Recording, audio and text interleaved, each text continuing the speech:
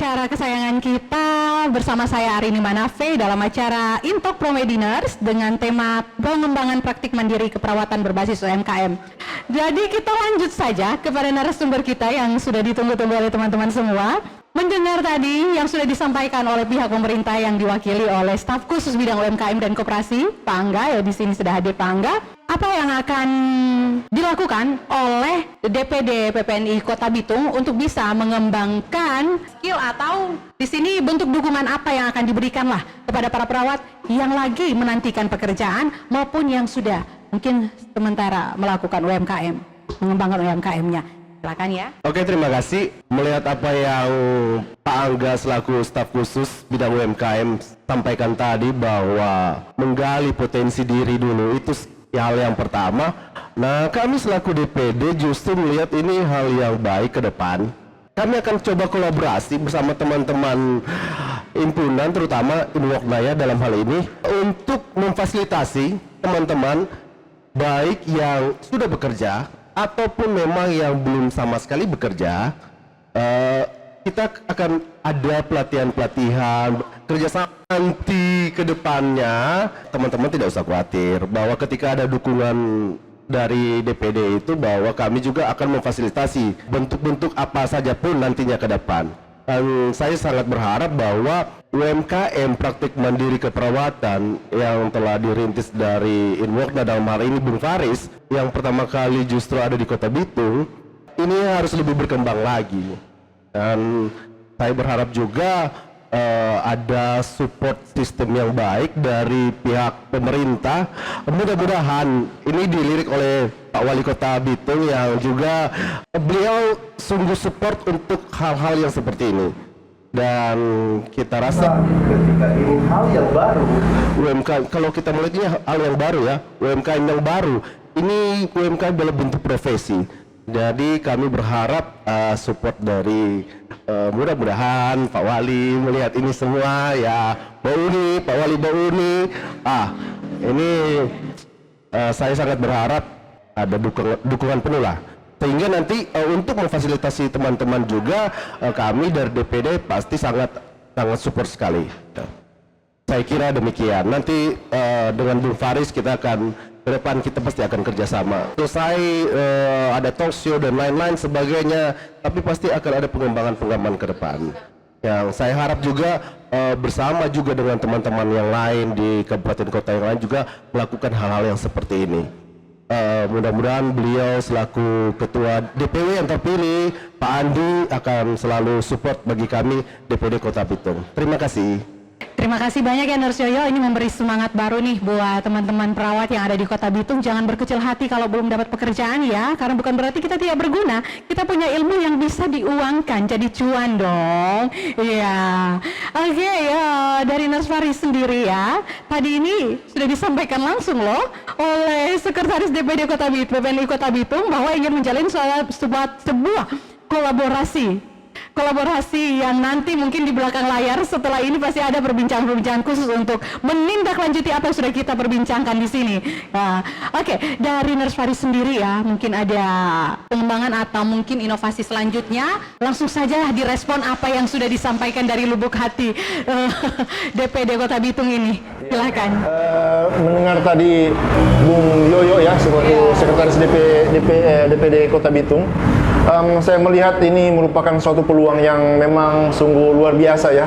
Maksudnya ide-ide Pak Sekretaris ya, kemarin juga kami sudah coba ngobrol ngopi-ngopi di sini dan beliau beberapa ide-ide inovatif dari Pak Sekretaris DPD Kota Bitung ini tambah lagi didukung penuh oleh, saya lihat kemarin kami sudah berdiskusi ngopi-ngopi dari pihak pemerintah juga, kan pemerintah sudah membuat ini sistem UMKM-nya seperti ini dan kita coba melihat mencocok-cocokkan. Oh, ini bisa di sini, ini bisa di sini.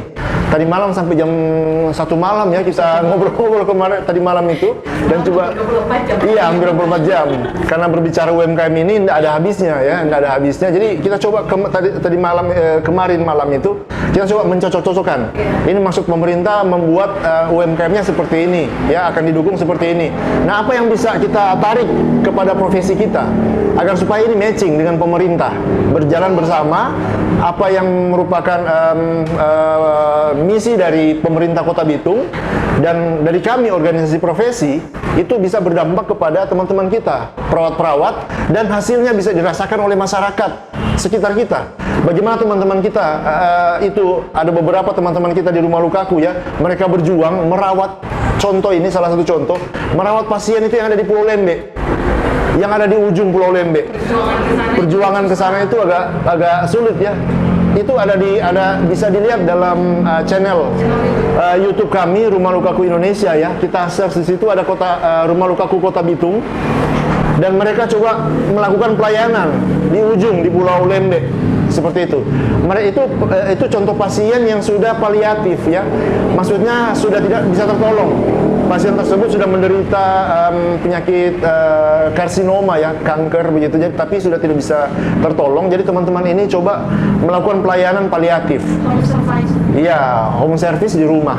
Itu pun dengan mungkin ada beberapa yang gratis itu mungkin dari lubuk hati yang teman-teman di Kota Bitung ya, perawat-perawat Kota Bitung itu gratis mereka memberikan pelayanan di Pulau Lembe itu, dan itu perawatan paliatif. Pasiennya itu memang sudah tidak bisa tertolong, tapi beliau itu berpulang ke Rahmatullah itu secara tenang mungkin ya, karena teman-teman kita yang melakukan home care ini sudah merupakan pakar, sudah mempunyai keilmuan tersendiri untuk memberikan pelayanan pasien yang paliatif, agar supaya dia itu berpulang itu secara damai, tidak merasakan kesakitan ataupun berteriak ya, yang kita tahu bersama kalau paliatif kita tidak berikan asuhan keperawatan paliatif yang tepat, itu pasti akan sulit terasa tersisa pasien tersebut. Dan saya melihat dari program-program beliau ya sebagai sekretaris, saya tertarik ingin melakukan beberapa program Inwokna yang kami coba akan kembangkan di Kota Bitung, berkolaborasi dengan DPD Kota Bitung ya kemarin, dan juga dari pemerintah ya. Pemerintah tadi malam sudah banyak memberikan masukan-masukan kepada kami organisasi profesi ya, sehingga saya melihat ini peluang bagus. Jadi kita harus coba duplikasi kepada teman-teman kita perawat di Kota Bitung. Dan kita lihat secara khusus, dan kita tahu bersama ya, sekarang ketua DPW PPMI ini beliau mempunyai program-program yang sangat modern ya. Nanti kita lihat bersama dari program-program beliau yang beliau akan laksanakan di 100 hari kerja beliau. Ya, nanti kita tunggu saja ya. Iya, kita tunggu saja. Semoga bisa diundang dalam sesi berikutnya. Ya, gebrakan-gebrakan beliau ya. Kita undang nanti di sesi talk show berikut ya. Gebrakan-gebrakan beliau. Iya. Iya, saya kira itu mungkin. Wah, keren banget ya teman-teman. Gimana nih teman-teman yang lagi menyaksikan secara langsung talk show kita hari ini? Apa kabar, masih sehat ya? Pasti sehat dong, lagi semangat, lagi senang wajahnya ini karena lagi walaupun hujan di luar, tapi teman-teman tetap menghadiri ya. Lagi hujan di luar sedikit, tapi masih tetap komitmen teman-teman datang setia. Iya. Jadi karena kita kasihkan di sini, jangan kita lupakan mereka yang ada di sana. Saya kembali ke teman-teman yang lagi menyaksikan, pasti punya beberapa pertanyaan ya. Kita ke interaktif dengan audiens kita yang ada, dan yang hadir di sini adalah teman-teman perawat juga. Teman-teman perawat yang hadir tidak hanya duduk dan pulang begitu saja, kalian akan bawa sertifikat ya, yang ber-SKP loh. Jadi rugi loh teman-teman yang tidak datang. Berikut nanti datang lagi jika diundang atau diadakan talk show berikutnya, karena kita adakan talk show itu juga memberikan juga sebuah sertifikat yang ber-SKP. Oke. Ada pertanyaan dari teman-teman mungkin? Nah, langsung saja. Ini langsung ada, kayaknya sudah dari tadi nih, tidak sabar mau bertanya. Silakan kameramen mungkin bisa mengarahkan ke teman peserta kita yang hadir. Iya, kita beri tepuk tangan dulu. Iya, silakan, namanya siapa, dan mungkin bisa langsung saja mengajukan pertanyaan kepada narasumber kita. Terima kasih atas kesempatan yang diberikan. Nama saya Novita Asni. Pertanyaan yang ingin saya ajukan pada malam hari ini ditujukan kepada staf khusus bidang UMKM Kota Bitung. Menurut Bapak, kira-kira apa yang bisa kita manfaatkan menjadi pelaku UMKM di Kota Bitung, terutama dalam bidang keperawatan?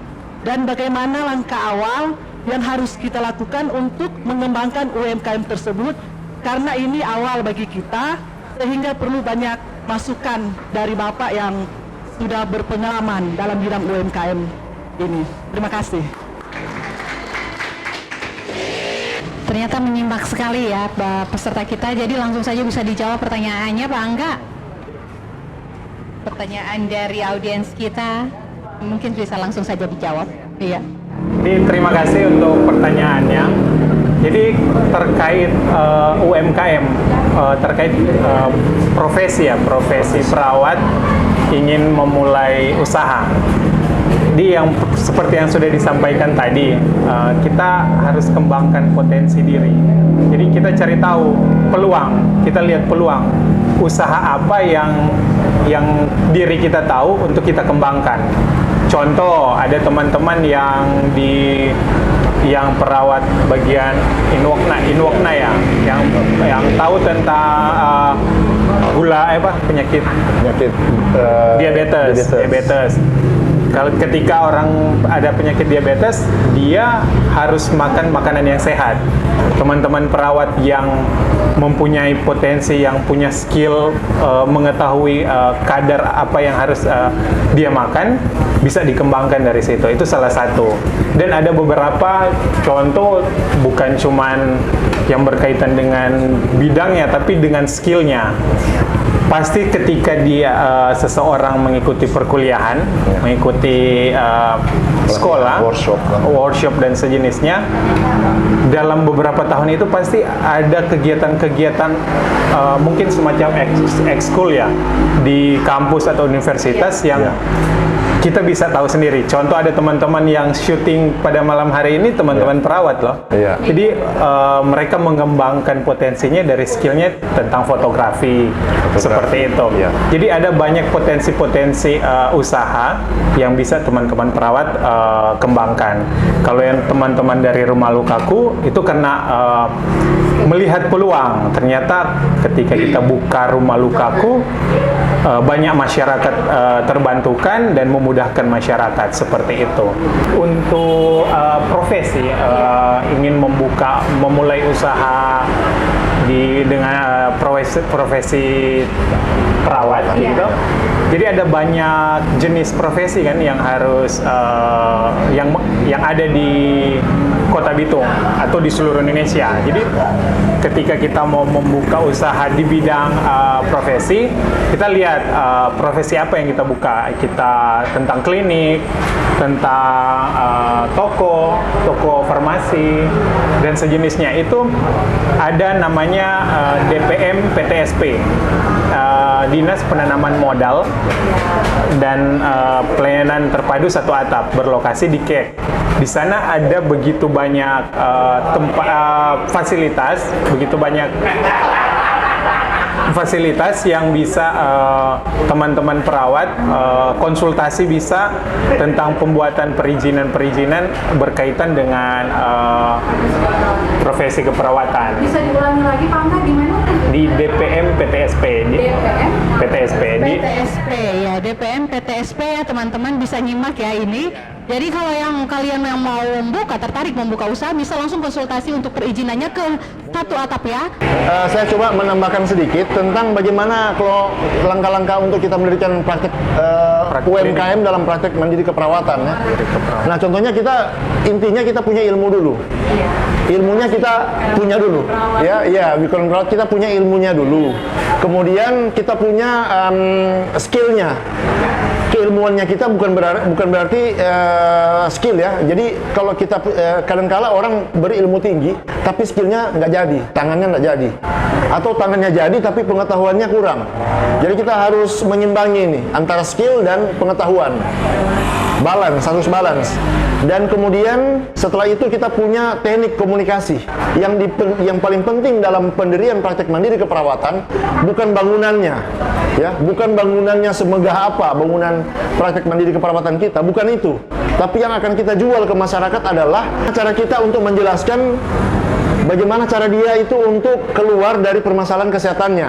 Kalau kita mampu untuk merumuskan itu ke dalam diri kita, memang kita sudah bisa untuk menjelaskan ke masyarakat, ke pasien saya, jika pasien menderita, contohnya menderita penyakit diabetes mellitus, saya bisa menjelaskan kepada pasien tersebut mulai dari langkah-langkah untuk menanganinya seperti apa, dan nanti kalau terjadi perburukan, pasien itu akan saya konsulkan kemana dan seperti apa. Apakah secepat mungkin birokrasi akan dia lewat, langsung kita bypass kepada konsultannya, dokter konsultannya, atau kita mulai rujuk secara mulai dari puskesmas, kemudian puskesmas ke tipe C, tipe B, kemudian tipe A. Ya, kita harus punyai itu dulu. Jadi bukan cuma dari komponen-komponen tadi. Terakhir, kita harus punya link dengan dokter konsultan yang ada di pusat kota contohnya ya. Yang kami Inwokna Sulut sudah buat sebenarnya. Inwokna Sulut sudah buat. Kami sudah sharing kepada teman-teman yang buka praktek mandiri keperawatan. Ini loh daftar nomor telepon dokter konsultan. Kalau teman-teman dapati pasien seperti ini, contohnya pasien yang sudah infeksi, jangan kita paksakan kita rawat secara home care. Ya, kita periksa dulu pasien tersebut ya. Kalau yang di Inwokna kami sudah melatih anggota-anggota kami itu, contohnya di dasar, di basic itu mereka harus memiliki kemampuan bagaimana kita untuk mengukur ABPI ya, Ankle Brachial Pressure Index. Nah, pasien datang ke tempat praktek kita ukur dulu indeks dari pressure ulcernya berapa, ya, AB-nya itu berapa. Kalau AB-nya itu di bawah 0,5, cepat kita konsultasikan ke dokter spesialis bedah vaskuler. Kami sudah, nomor teleponnya sudah ada. Teman-teman bisa telepon sekarang, bisa konsultasi sekarang dengan beliau, itu beliau langsung angkat, langsung menerima. Ini pasien apa? Oh, saya mendapati pasien, silakan bercerita dengan dokter konsultan. Dan pasien itu langsung akan dilakukan penanganan secara spesifik di mana. Jadi harus ini ya. Jadi dalam membuka praktek klinik keperawatan, karena kita sebagai perawat juga punya batasan-batasan tersendiri. Iya, batasan tersendiri ya. Tapi kita punya juga harus berkolaborasi dengan Kolaborasi.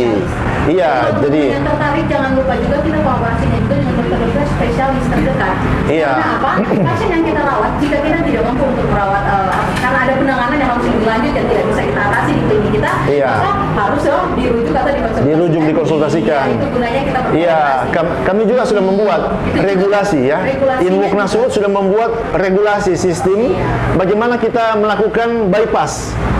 Tidak lagi bypass untuk jasa konsultasinya, ya.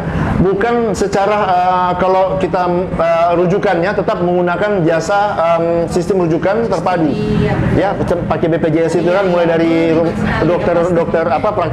dokter praktek, kemudian puskesmas sampai ke rumah sakit rujukan. Contohnya seperti itu. Kita menggunakan itu sistem itu. Tapi kalau untuk konsultasi kita langsung bypass kepada konsultannya. Kami sudah menyiapkan nomor telepon dokter konsultan di Inwokna.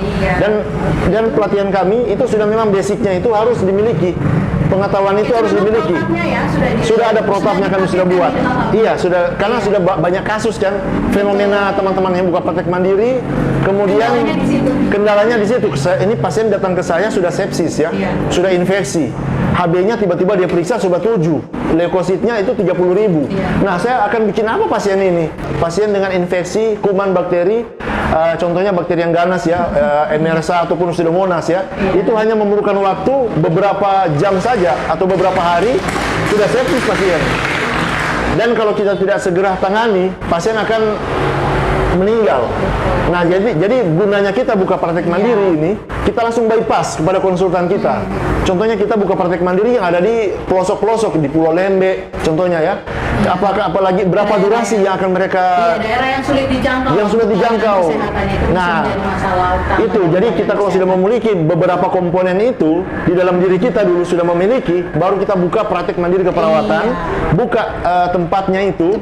Setelah tempatnya dibuka, kita konsultasikan dengan pemerintah ya. Kita konsultasikan dengan pemerintah, mungkin dari pihak pemerintah akan melakukan survei tempat, dan mereka akan dan dari DPD PPNI Kota Bitung ya, kalau di Kota Bitung. Kalau di Bitung berarti dari DPD PPNI Kota Bitung akan mensurvei lagi mungkin ya, nanti akan dijelaskan oleh Bung Yoyo ya dari PPNI. Apakah sudah standar? Sudah standar sesuai PPNI atau belum? Kalau belum, dilakukan perbaikan mungkin ya, dilakukan perbaikan sampai benar-benar sesuai standar dari PPNI dan dari pemerintah.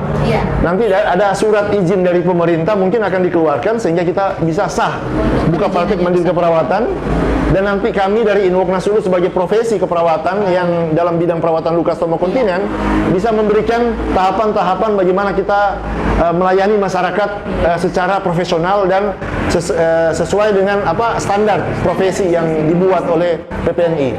Mungkin itu. Iya. Nanti kita akan bahas lebih lanjut lagi pada episode-episode selanjutnya. Jadi teman-teman tetap setia terus untuk mengikuti channel kami untuk mengikuti kegiatan Info Pro Promediners dengan berbagai topik yang menarik seputar dengan dunia medis, khususnya bidang keperawatan. Untuk itu saya Arini Manafe selaku host pada saat ini mengucapkan terima kasih banyak kepada ketiga narasumber yang sungguh luar biasa. Kita beri tepuk tangan sekali lagi sebagai bentuk apresiasi atas kehadiran beliau-beliau ini yang memberi suatu pemahaman yang wow sekali buat kita semua. Kepada Nurse Yoyo, kepada Pak Angga dan juga Nurse Faris, terima kasih banyak. Semoga tidak bosan-bosan ya untuk diundang, karena tidak menutup kemungkinan akan diundang lagi pada episode-episode selanjutnya. Dan juga terima kasih kepada seluruh teman-teman yang hadir pada saat ini. Terima kasih banyak untuk partisipasinya, dan tidak lupa terima kasih banyak untuk seluruh kru yang the best banget. Oke, sekian dulu dari kami dalam Info Promediners. Kali ini kita akan ketemu dalam episode selanjutnya, dan selamat malam untuk kita semua. Kita ucapkan terima kasih dan sampai jumpa.